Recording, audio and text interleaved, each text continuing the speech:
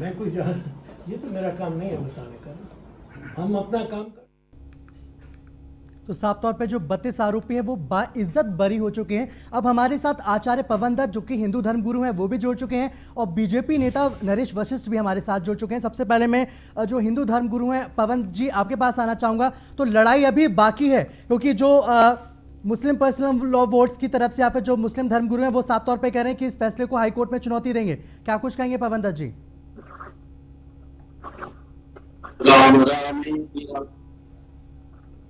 पवन जी आवाज आ रही है आपको? जी जी जी जी आवाज डबल आवाज आ रही है। अब इस फैसले को हाईकोर्ट में चुनौती दी जाएगी यानी कि लड़ाई अभी बाकी है। ऐसा है राम रामेति रामेति रवि रामे दूषे सहस्रनाम तत्तुल्यम हे राम नाम वरानने। 14 दूनी 28 इस कलिकाल में मैं 14 दूनी 28 मान लेता हूँ कि कलयुग है, अधर्म बढ़ा हुआ है, इसलिए 14 साल में ये फैसला आ जाना चाहिए था, लेकिन नहीं आया। 14 दूनी 28 साल बाद आया। लेकिन जो देखिए, मैं एक संदर्भ पर, एक विषय पर आपसे बात करना चाहूंगा कि वहां पर जब राम मंदिर के लिए राम सेवकों का जमावड़ा था, उस समय पर कितने देवता किस रूप में विद्यमान थे। ये 32 चेहरे जो समाज के लिए सामने आए। और दूसरा कार्य ये हुआ कि वहां पर उस ढांचे को गिराने के लिए पहले से किसी भी प्रकार की सुयोजना नहीं थी जी। और उसके संदर्भ में कहना जो कोर्ट ने कहा है वो सर्वथा सार्थक है, उपयुक्त है। और मैं ये कहना चाहूंगा कि इस पर किसी भी प्रकार की बाकी टिप्पणी करना उतना ही गलत है जितना हम सब लोग अपने अनहित के बारे में सोचते हैं, अपने अधर्म के बारे में सोचते हैं, अपने असोच के बारे में सोचते हैं। हमारी जो दीर्घाएं होती हैं वो अत्यंत सुलभ होनी चाहिए। प्रत्येक हिंदुस्तानी, प्रत्येक भारतीय को ये समझना चाहिए कि जो कोर्ट फैसला देता है, जो उसमें विद्वान लोग बैठे हैं, विद्वज्जन लोग बैठे हैं, वो बहुत महत्वपूर्ण तरीके से इन सब संदर्भों पर साक्ष्य देख करने के बावजूद ही कोई फैसला सुनाते। तो मेरा कहना सिर्फ यही है कि हम किसी भी प्रकार से इस फैसले का सम्मान करें। प्रत्येक जन को मैं ये कहना चाहूंगा, प्रत्येक जन को इस फैसले का सम्मान करना चाहिए। आदरणीय लाल कृष्ण आडवाणी जी तो 90 वर्ष से भी ऊपर के हो चुके हैं और उनको कितनी खुशी हुई होगी आज कि उनके जीवन में एक ऐसी घटना आई जिस घटना में भगवान राम के लिए उन्होंने पता नहीं क्या क्या कैसे करना पड़ा। उनको खुद ध्यान नहीं होगा, उनको खुद स्मरण नहीं होगा कि हमने किया क्या। बिल्कुल। पवन दत्त जी आप हमारे साथ बने रहिए। नरेश वशिष्ठ जी भी हमारे साथ हैं। नरेश जी, साफ तौर पे सीएम योगी ने भी जब ये फैसला आया उन्होंने इस फैसले का स्वागत किया और उन्होंने साफ तौर पे कहा कि कांग्रेस ने बीजेपी नेताओं को, जो संत है महात्मा, उनको बदनाम करने के लिए इन नेताओं को फंसाया। 28 साल तक सत्य को परेशान किया गया। सौरभ जी देखिए, जिस तरीके से कांग्रेस के नेताओं ने सारे देश में आज़ादी के बाद से हिंदू धर्म और साधु संतों के खिलाफ जो अभियान चलाया है, चाहे वो इंदिरा गांधी जी की सरकार में साधु संतों पे गोली चलवाई हो गौ हत्या कानून को लेके, चाहे वो भगवा आतंकवाद को बदनाम करने की बात हो, इसी तरीके से कांग्रेस सरकार ने और कांग्रेस के नेताओं ने साधु संतों और विश्व हिंदू परिषद के नेताओं और हिंदूवादी संगठनों को नेताओं को इसमें झूठा फंसाया। और आप देखिए कि भारतीय जनता पार्टी, साधु संत और विश्व हिंदू परिषद के नेताओं ने 28 साल तक केस लड़ा इसको और 28 साल के बाद वो आज बाइज्जत रिहा हुए हैं, सब बरी हुए हैं। ये इस देश की कानून की खूबसूरती है और हिंदू धर्म और साधु संतों के आशीर्वाद से आज बरी हुई।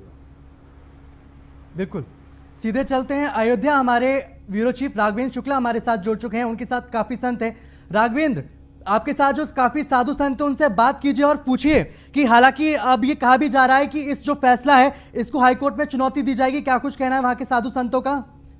बिल्कुल बिल्कुल, मैं अभी बात करता हूं इस बारे में कि जहां दूसरा पक्ष महाराज जी चुनौती देने की बात कर रहा है। हम सबसे पहले आप ही से शुरुआत करते हैं, क्या कहेंगे आप?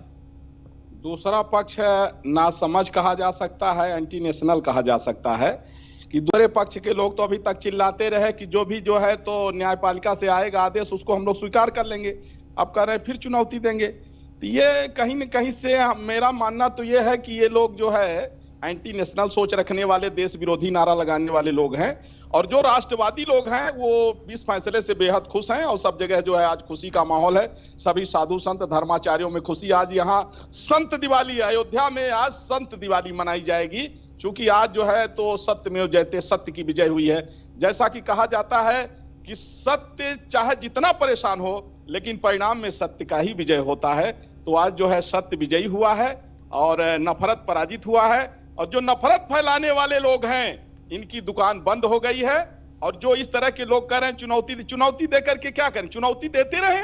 चुनौती को हम लोग जो है स्वीकार करते हैं। ये हमेशा की लड़ाई है, अंधकार और प्रकाश की लड़ाई, देवता और राक्षस की लड़ाई। ये अनादिकाल से चलती रही है। हम लोग देवता हैं, राक्षसों से लड़ते रहेंगे। राघवेंद्र, आप हमारे साथ बने रहिए। साध्वी रीतांबरा हमारे साथ जुड़ चुकी हैं, आध्यात्मिक धर्मगुरु हैं। रीतांबरा जी, बहुत बहुत स्वागत है आपका न्यूज़ वन इंडिया पर। धन्यवाद जी। बिल्कुल रीतांबरा जी, सबसे पहले तो आपका मैं कमेंट चाहूंगा। जो आज फैसला आया, आप भी इसमें आरोपी थी, आपको भी बरी कर दिया गया इसमें। जी हाँ, बिल्कुल। आज का फैसला ऐतिहासिक फैसला है जी। 28 साल से हम लोग आरोपी होने का तमगा गले में डाल के घूम रहे थे और आज दूध का दूध पानी का पानी हो गया। कोर्ट की तरफ से कहा गया, रीतांबरा जी, बिल्कुल कभी पैर नहीं होते। रीतांबरा जी, कोर्ट की तरफ से कहा गया कि आप लोग बचाने की कोशिश कर रहे थे। क्या कुछ हुआ था उस दिन? आप वहां पे थी, आप बताएंगी? देखिए, जो भी हुआ था वो नियति के द्वारा निश्चित व्यवस्था थी जी। और हिंदू जनमन आहत था।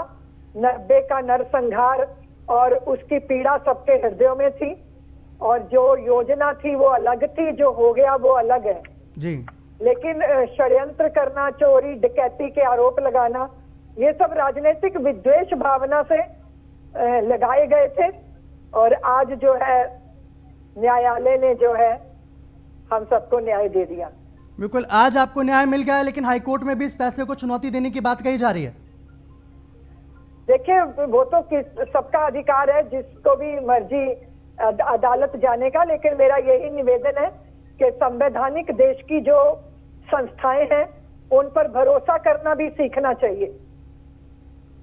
लेकिन ओवैसी साहब कह रहे हैं कि आज अदालत के इतिहास का काला दिन है। क्या कुछ कहेंगे आप? देखिए, वो कईयों को अंधेरे और कालेपन से प्यार है, वही दिखेगा। बाकी तो सत्य का सूर्य स्वयं प्रखरता के साथ दैदीप्यमान होता है।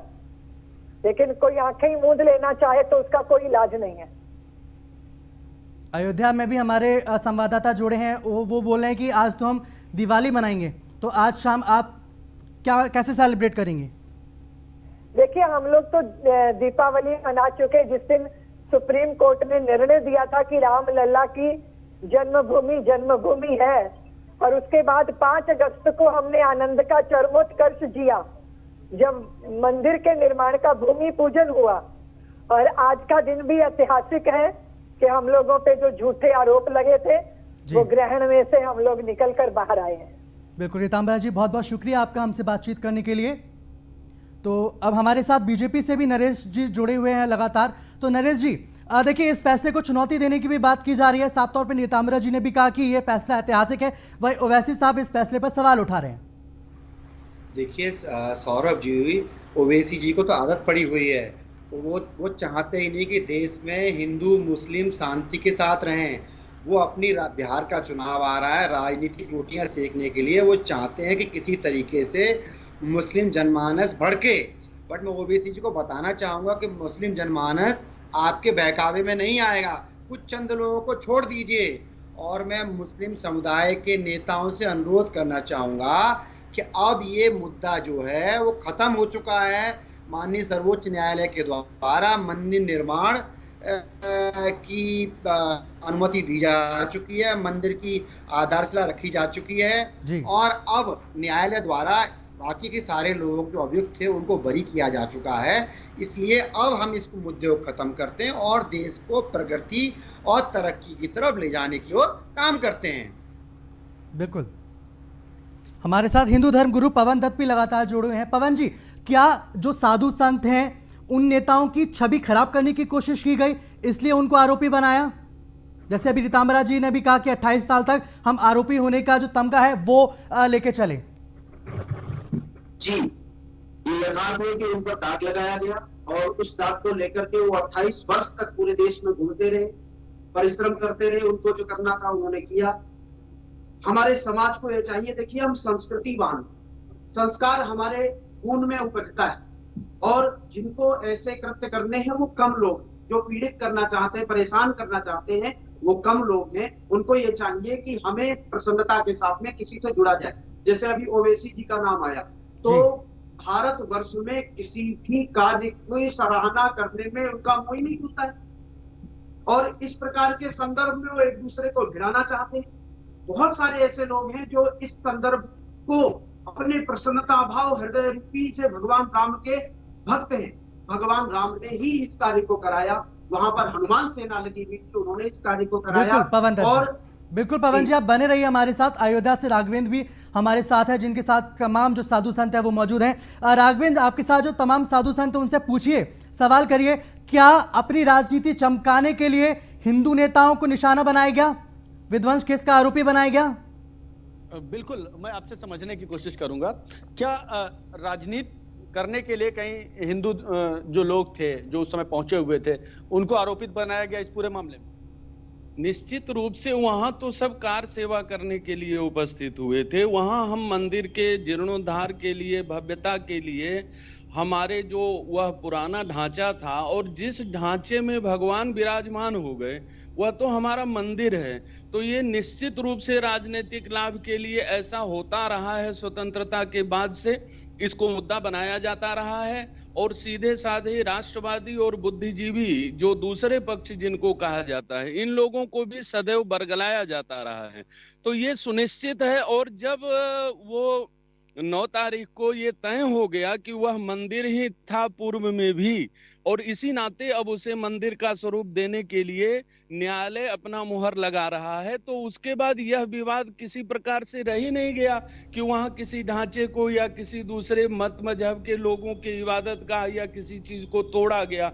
हमने जीर्णोद्धार के लिए पहले भी कहा था कि भव्यता के लिए तो निर्माण के लिए विध्वंस का होना जरूरी है। वो जर्जर ढांचा था, हमारे रामलला उसमें असुरक्षित थे, खतरे में थे। हम लोग भव्य मंदिर निर्माण के लिए कार सेवा किए थे। बिल्कुल, तो हम आपसे भी महाराज जी समझते हैं कि कितनी राजनीति आपको दिखाई दे रही थी जब इन तमाम सारे लोगों को आरोपित बनाया गया? शुक्ला जी, हमारा देश पहली चीज तो ये मान के चलिए, अगर पूर्ण देश की बात की जाए तो संविधान पर पूर्णतः निष्ठा करने वाला देश है। रही बात हिंदुओं की, तो हिंदुओं में भगवान राम के प्रति अटूट आस्था विश्वास है। और जो भी महाराज जी ने बताया कि कहीं न कहीं से जिनको लगता है कि राजनीतिक विषय है, इसमें सिंघल जी ने आह्वान किया था, वहां से किसी भी प्रकार की राजनीति की मंशा नहीं थी। पूर्णतः भगवान के प्रति आस्था की मंशा थी। और चूंकि हमारे रामलला वहाँ विराजमान थे, तो मंदिर पुराना था, उसको भव्यता देने के लिए निश्चित तौर पे जो पुराना ढांचा था उसको तोड़ना आवश्यक था। उसमें राजनीतिकरण किया गया, लोगों को आरोपी बनाया गया प्रशासन के द्वारा, जैसे भी हो। आज संविधान के प्रति पूरी निष्ठा के साथ हम लोग स्वागत करते हैं कि सभी लोग बरी हुए हैं और जैसा होना चाहिए था ठीक वैसा हुआ। देर आया दुरुस्त आया, सत्य की। महाराज जी, देर तो बहुत हुई, फैसला क्या दुरुस्त आया? बहुत सुंदर फैसला आया। आज हमारे साधु संत का बहुत बढ़िया विजय हुई है, हिंदू और हिंदू धर्म का बहुत बढ़िया जीत हुई है। और आज हर हिंदू मानस मन में आज दीपावली जल चुकी है। एक तो दिखावटी दीपक जलाया जाएगा, लेकिन हम लोग का हृदय में दीपक जल गया हमेशा के लिए। आज बहुत सुंदर विजय हुआ है। बिल्कुल सौरभ, देखिए यह है वह असल हकीकत जिसमें जो अयोध्या के संत हैं, अयोध्या के अवाम है, अयोध्या के नागरिक हैं, ये असल में असल दीपावली आज मना रहे हैं। महाराज जी क्या कहेंगे, आज किस तरीके से सेलिब्रेट करेंगे इस बड़े ऐतिहासिक? देखिए, आज संत दिवाली मनाएंगे हम, चूंकि आज जो है जब मर्यादा पुरुषोत्तम भगवान श्री राम लला के दिव्य भव्य राम मंदिर का फैसला आया था, तब हम लोगों ने भगवान श्री राम के नाम से दिवाली मनाई थी। और आज जो है तो जो बाबरी विध्वंस के आरोपी थे वो बाइज्जत बरी हुए हैं, इसलिए आज संत दिवाली आचार्यपीठ तपस्वी छावनी में वहां साधु संतों की मौजूदगी में मनाया जाएगा। और यह देश को न्याय मिला है जो बहुत पहले मिलना चाहिए था। और जो पूर्ववर्ती सरकारें रही हैं वो मुगल कालीन जो है तो कहीं न कहीं गुलामी से ग्रस्त रही हैं और कांग्रेस भी मुगलों से कम नहीं रही है। कांग्रेस पार्टी भी मुगलों की तरह और ब्रिटिश की तरह ही भारतीय संस्कृति पर कुठाराघात करती रही है। इसीलिए हमारे जो लोग ढांचा को ध्वस्त किए थे उनको आरोपी बनाया गया, जबकि उनको सम्मान मिलना चाहिए था। लेकिन देर आया दुरुस्त आया, न्यायपालिका से जो फैसला आया है। बिल्कुल राघवेंद्र, तो साफ तौर पे कहा जाए तो आज अयोध्या में दिवाली है और अयोध्या को इस वक्त काफी मौके मिले दिवाली बनाने के। आप सभी का हमारे साथ जुड़ने के लिए बहुत बहुत शुक्रिया। तो साफ तौर पे जो 32 आरोपी हैं वो बाइज्जत बरी हो चुके हैं। जो उत्तर प्रदेश के सीएम हैं उन्होंने कांग्रेस पे हमला बोला और साफ तौर पे कहा कि बीजेपी नेताओं साधु संतों की जो छवि है उसको धूमिल करने की कोशिश की गई। अब रुक करते हैं इस वक्त की सबसे बड़ी खबर का, जो मथुरा से आ रही है। श्री कृष्ण जन्मभूमि पर फैसला सुरक्षित रखा जा चुका है। आपको बता दें एडीजे कोर्ट ने मामले में फैसला सुरक्षित रखा है। अब से थोड़ी देर में यानी कि 4:30 बजे फैसला आने की उम्मीद जताई जा रही है। तो देखिए राम का काम हो गया अदालत से, अब श्री कृष्ण का काम कहां से होता है, बहुत दिलचस्प है ये। तो थोड़ी ही देर में इस पूरे मामले पे